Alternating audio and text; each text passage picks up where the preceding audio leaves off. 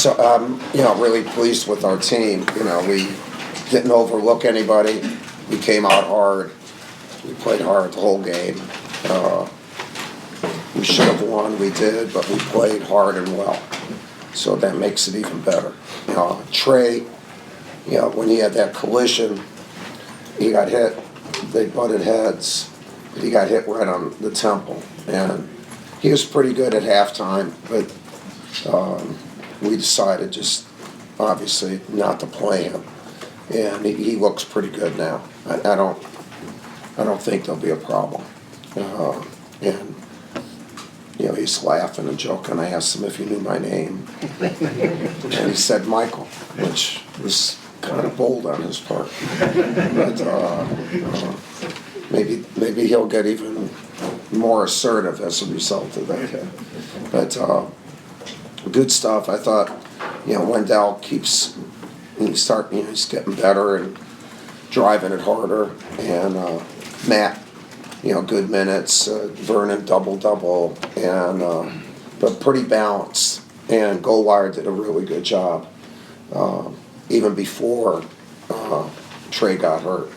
So we were pretty athletic on the perimeter. So overall, good job. Quick turnaround, Georgia State, and then we've got to keep it going. So our kids keep working hard.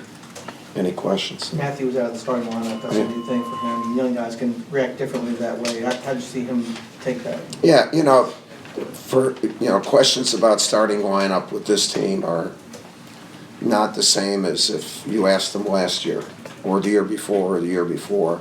We're just looking at different combinations, and I thought having a veteran in with Vernon could get him off better, and but then Matt came in. He played really well. So again, we're looking at a lot of different things. The things that stay consistent are defense. So whenever they come into game, it really doesn't matter. They're playing the same defense. Offensively, depending on the group they're in, might change a little bit of their of what they're doing. But if they just play hard defensively, we'll be in good shape. We'll have a good chance. Mike, you mentioned Wendell. With Tre going out, that gave Wendell more chance to play as a point guard. How is that part of his game developing, and what does that add to the team? Well, I think a few years from now, that may be what he plays. Because he's that big guard. He's not ready to be a point guard at the level. I don't want him to think of himself as a point guard. He's got a body that can drive and finish, but I want him to be able to play with the ball instead of calling him a point guard. If he has the ball on top, then you can look at some different things offensively, where you even post him or take him off and stuff. And but to get that experience is good, really good. But we're not trying to have him play behind Tre, or we're not trying to do the things that you're asking me about. The normal organizational things. I'm not trying to do those things. So there isn't a plan like that. The plan is to play good defense, and that's what we're going to keep attempting to do, and we are doing it.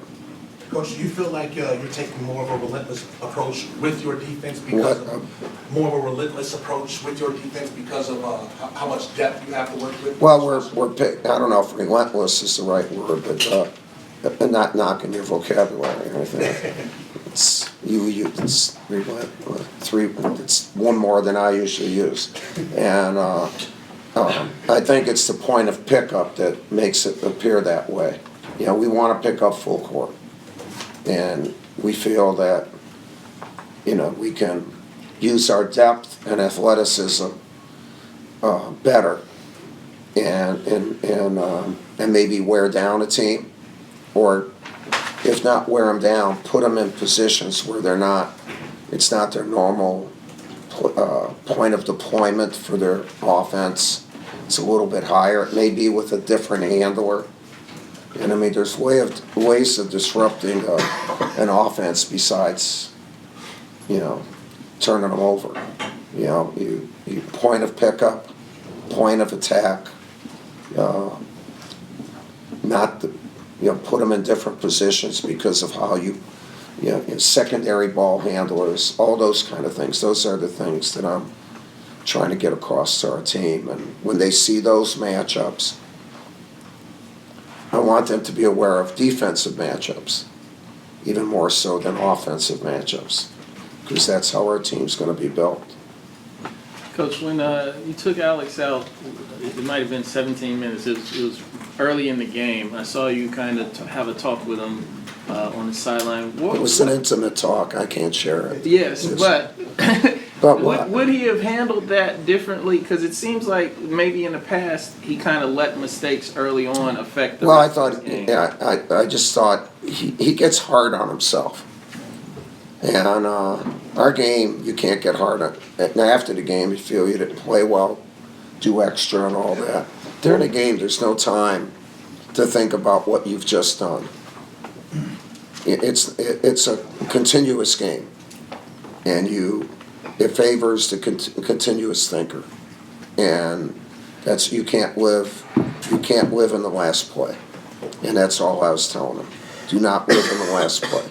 Next play, and that's how you become a really good player.